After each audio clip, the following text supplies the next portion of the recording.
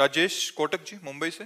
राधे राधे। राधे राधे महाराज जी। महाराज जी, काफी समय से विभिन्न स्थानों के सत्संगों के माध्यम से जानने को मिला कि हमारे साथ जो कुछ भी घटित हो रहा है वो हमारे ही पूर्व कर्मों का फल है। फिर भी ये बात मन में दृढ़ता से क्यों नहीं बैठती, व्यवहार में ये स्मरण क्यों नहीं रहता? जीवन में जब कोई प्रतिकूल व्यक्ति या परिस्थिति आती है तो मन में दुख या घृणा उत्पन्न हो जाती है, तो उसे सहजता से कैसे स्वीकार करें, इस सच्चाई को कैसे याद रखें कि जो भी हो रहा है वो हमारे पूर्वजनों के कर्मों का फल है, उसके कारण ही हो रहा है, और दुख और घृणा से मुक्ति मिल सके। जब तक भजन नहीं करोगे तब तक स्थायी ज्ञान नहीं प्राप्त होगा। जैसे जानकारी है कि ये गलत काम है, लेकिन हम अपने को रोक नहीं पाते। जानकारी है कि ये अच्छा काम है, पर हम कर नहीं पाते। हमारे अंदर अध्यात्म बल की कमी है। हमें जानकारी हो चुकी है सत्संग के द्वारा कि अवश्य में भोक्तव्यम कृतम कर्म शुभाशुभम। जीव को शुभ अशुभ कर्म को जो किए हैं उनका फल भोगना ही पड़ेगा, पर हमारे अंदर अध्यात्म बल नहीं है, इसलिए मुझसे स्वीकार नहीं कर पाते। अध्यात्म बल नहीं है इसलिए उसे हम सह नहीं पाते। यदि अध्यात्म बल हो तो बड़े से बड़े दुख को भी मुस्कुरा कर हम सह सकते हैं। सबको पता है कि शरीर नहीं हूं मैं, शरीर से कुछ अलग हूं, लेकिन शरीर में अगर एक चींटी काटेगी तो वैसे ही कष्ट होगा। तो सच्चा ज्ञान तब होता है जब भजन करे। नाम जितना जप करोगे उतने आप में आध्यात्म बल आएगा। नानक नाम जहाज है चढ़े सो उतरे पार।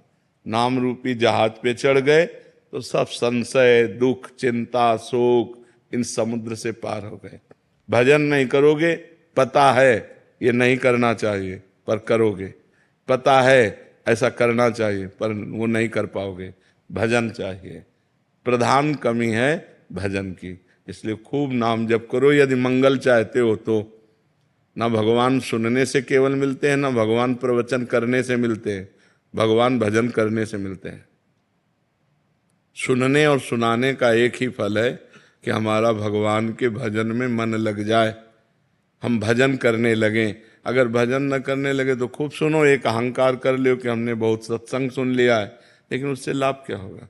हम कई बार बता चुके हैं कि हलवा की प्रक्रिया बनाना बोलना हमें आ गया और आपने सुनना सुन लिया, लेकिन दोनों ने खाया नहीं, तो लाभ क्या मिला? तीसरे ने बनाकर जो प्रक्रिया सुनी, बनाया और खाया, अब उसको आनंद मिलेगा। ऐसे ही भगवान का, भजन का, सत्संग का हम लोग खूब श्रवण करते हैं, प्रवचन करते हैं। प्रवचन करने वाले ने भगवत साक्षात्कार नहीं किया और सुनने वाले ने भगवत साक्षात्कार नहीं किया, तो दोनों बेकार ही तो हो गया। हलवा की केवल प्रक्रिया बोलना या केवल सुन लेने से तृप्ति नहीं होगी, भूख नहीं मिटेगी। बनाओ फिर डट के खाओ, तब उससे तृप्ति होगी। तो ऐसे डट के भजन करो, हट के भजन करो, भोगों से पाप से हट के भजन करो और खूब जिद्दी स्वभाव रख के डट के भजन करो, अभी आनंद आ जाएगा। केवल सुनने से काम नहीं चलेगा, खूब नाम जप करो तब उससे लाभ प्राप्त होगा। जी। सीमा शुक्ला जी कोलकाता से। राधे राधे। राधे राधे महाराज जी। महाराज जी, आपका भी कर्मों के ऊपर ही है। कह रहे हैं कि हमने आपको एक प्रवचन में सुना था कि हर इंसान को अपने कर्मों का फल मिलता है। अगर माता पिता के कर्मों का फल उनके बच्चों को भी मिलता है, अच्छा हो या बुरा? नहीं, जीव को अपना कर्म भोगना होता है, संयोग बनता है, पूरा जाल बिछता है। तुम्हारे ये कर्म तो तुमको ऐसा पिता मिलेगा, तुम्हारे ऐसे कर्म तो तुमको ऐसा पुत्र मिलेगा। वो कर्म का पूरा विधान मिलाया जाता है और पूरा परिवार बनता है उस जाल में। ये माँ है, ये बहन है, ये भाई है, ये पिता है, ये रिश्ता है, ये नाता है। जिसको जितना भोग भोगना है उतना उसको दुख भोगना पड़ेगा। कर्म सबके उसमें मिलित होते हैं, तभी वो आकर उनका पुत्र बनता है, तभी उनकी माँ बनती, तभी उनका पिता बनता है। ऐसा नहीं कि केवल एक व्यक्ति का कर्म पूरे परिवार को दुख दे रहा है, नहीं, उसके भी कर्म उसमें जुड़े हुए हैं। पिता का पाप कर्म ऐसे पापी पुत्र को जन्म देगा जो जन्म से लेकर के मरण तक उसको नाना प्रकार के दुख ही दुख देगा।